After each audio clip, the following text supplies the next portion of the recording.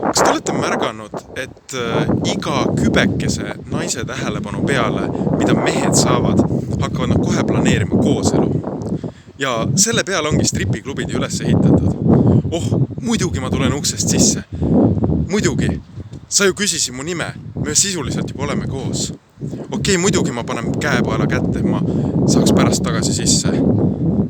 See on ju nagu sümbol, see on nagu pulmasõrmus. Kallis, muidugi ma ostan sulle 60 € joogi.